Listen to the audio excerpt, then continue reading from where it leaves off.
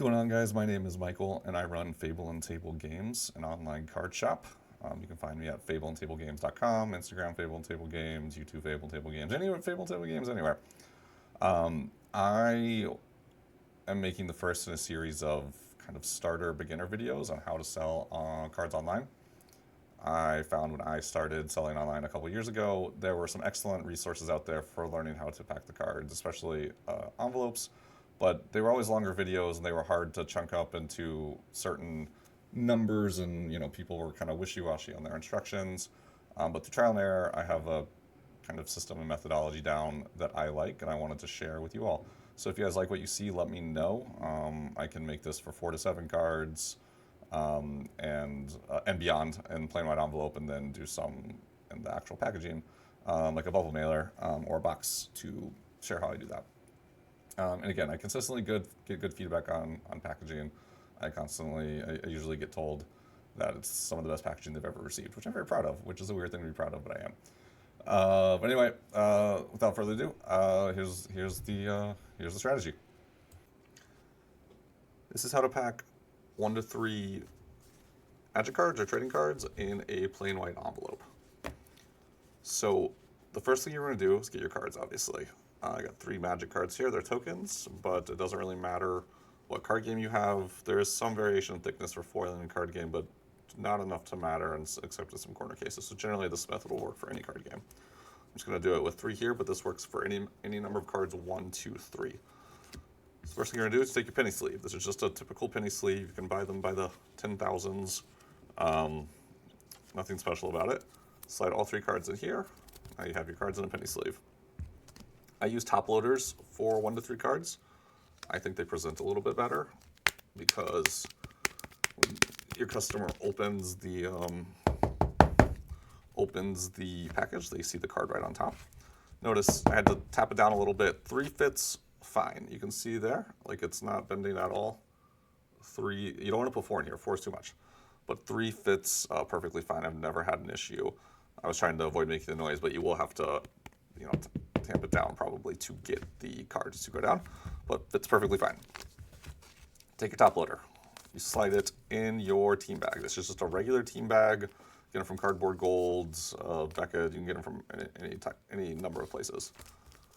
Take your team bag. You take the seal off, and then voila. You have your cards inside of a sleeve, inside of a top loader, inside of a team bag. Now you'll notice I have the top of the top loader facing the bottom of the team bag.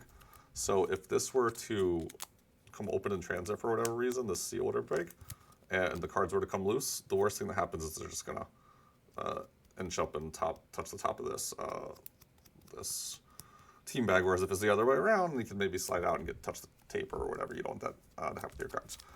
So nice and tidy little package. This is a real order form. I've obviously blacked out all the information with tape, but I want to show you how to get this address to show up in the window. So this is a number 10 plain white envelope with a left window. Again, nothing special. This one does have the security feature, so they can't see inside. This is for like checks and stuff, but that's not necessary. But just the ones I like. So you take your paper, and I've already folded it because this is the second time attempting this video. But there's a fold line right here. This is for TCG player. You fold along this fold line like so. The fold line, I find, I want to be able to read the word fold line. Like, I find if I do it a little too much and make it a little too flush here, then the address falls towards the bottom of this window. So I always want to read the word fold line, and then you're going to want to crease it really well so you get a little pocket here, a little crease. Take your cards with the sealed side down of the team bag. Find the edge of the paper. Get your Scotch tape. I use Scotch tape here just because it doesn't touch the cards. It's easy.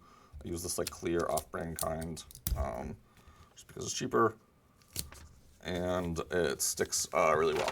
So I put it on the side. Some people put it in the middle. I find if you put it on the side, you can bend it easier. So if you have an issue with the post person, you can say, look, it bends. But you know, I've done it both ways, and they both get there.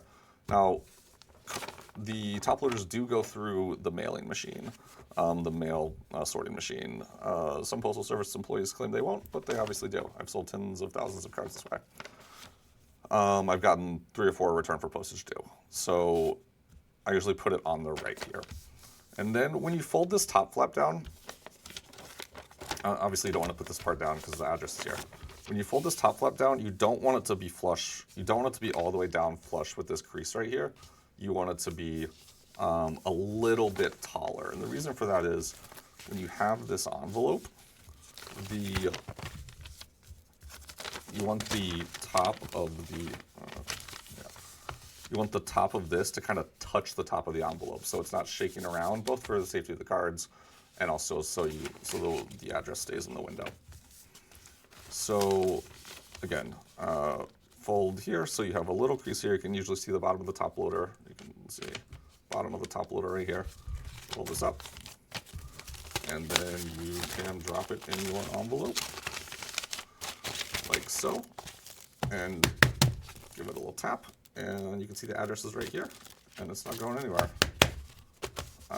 So that's there. Seal the envelope up.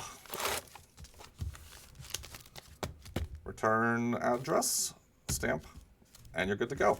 You only need, for 1 to 3 cards, you only need 1 forever stamp. You don't need a non-machinable stamp because you're going to drop this in the blue box. You just need 1 forever stamp.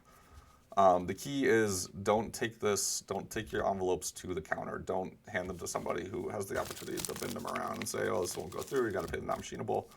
Just drop them in the blue box, preferably a blue box that sees a lot of traffic, so you know your envelopes get a little mixed in with the rest of them. You know, most postal employees who pick up those boxes are too busy to care if there's, you know, what's in there. They just dump them and go.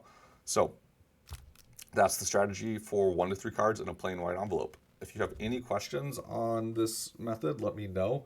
You can let me know in the comments, shoot me a DM, or find me on Instagram at Fable and Table Games, and happy to expand on it. And if you like this, let me know, give me a thumbs up, so I'll make 4 to 7 cards next, which uses a shipping shield.